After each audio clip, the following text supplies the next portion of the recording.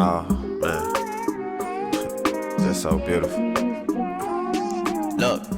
Good morning, loves. This is your girl, Ryan Nicole. I am a visual artist currently living in Chicago, Illinois, but I am from Cincinnati, Ohio, and I'm going to start doing videos again in regards to just being an artist and being a visual artist, a black visual artist these days. But today I wanted to talk about image journals and the importance of an image journal to artists and what they can do for not only you as an artist, but if you're an art educator, it can do for your students as well.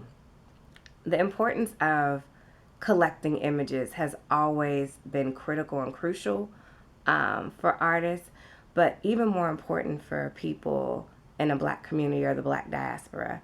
I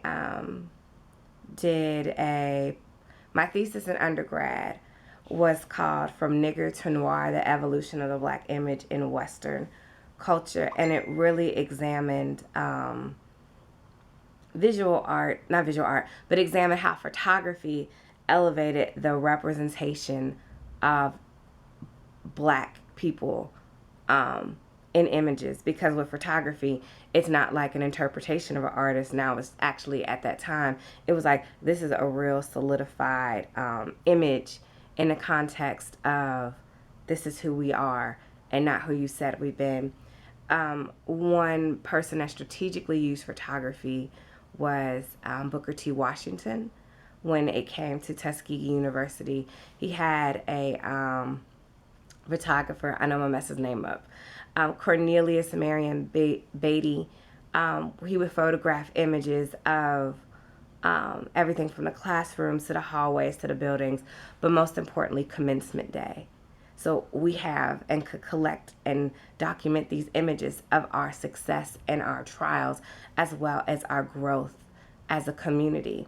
Today you have like so much. You have Flickr, you have Snapchat, you have Instagram, you have Pinterest, you have a plethora of technology developed in lieu of the internet and social media, where we can post and like and repost and regram and share and do like a multitude of different things of images. And for me as an artist, it's everything. I spend hours on Instagram looking at these images, collecting images, and then also learning about other artists and photographers. Like some of my favorite photographers are Andrew Thomas Clifton, Gerard Photo, Vincent Christie. He has a site called the Pangea's Garden, James C. Lewis, Island Boy Photography. These are just a few of the photographers that I just truly admire and how they capture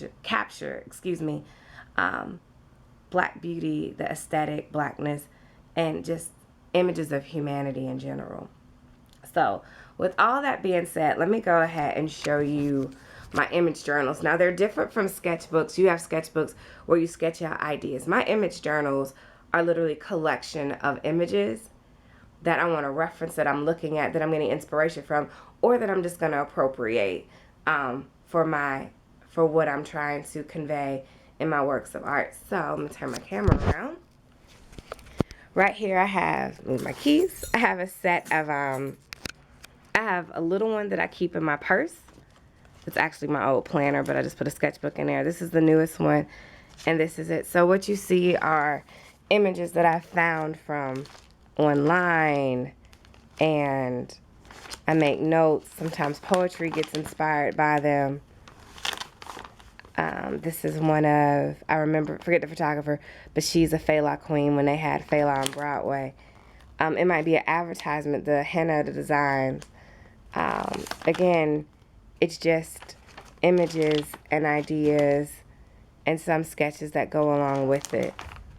But it's so critical to have these images for me to reference, to capture. This is the newer one. So again, I haven't written too much in it.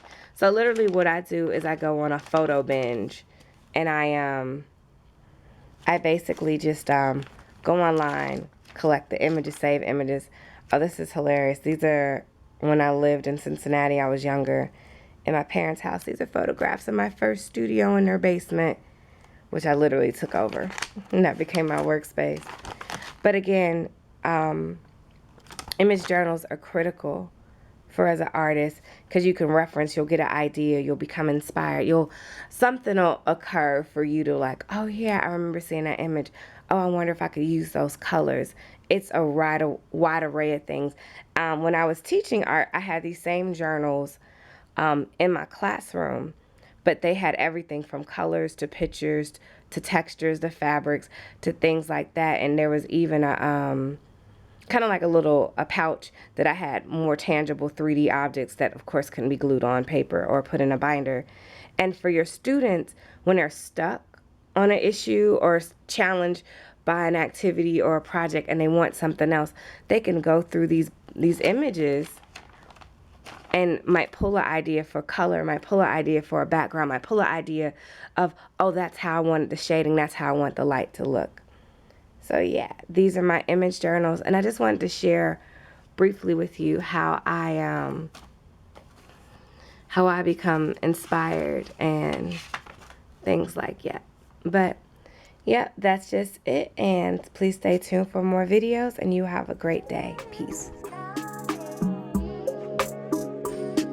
Oh man, just so beautiful. Look.